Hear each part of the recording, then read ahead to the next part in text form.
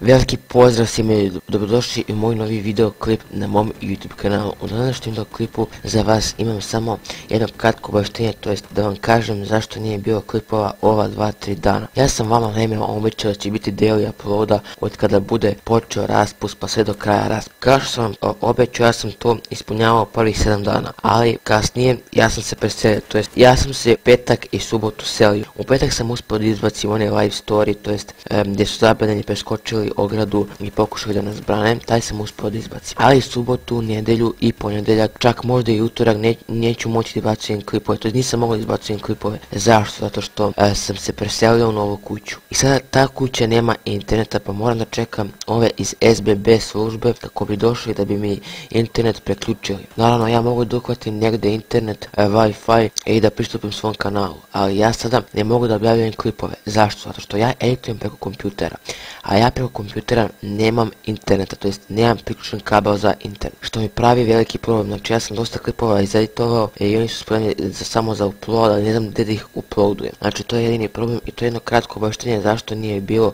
klipova. Od sada očekujte daily upload i nadoknadit ćemo sve ove klipove jednim double uploadom. I to je bilo to što se tiče ovog klipa. Ljudi, ako vam se svidio ovaj klip, ostavite like, share, subscribe, neki pozitivan komentar dole, podijelite klip pošto meni puno znači i hvala vam na ogromnoj podršci i idemo do 1000 subscribera. Peace out, niggas.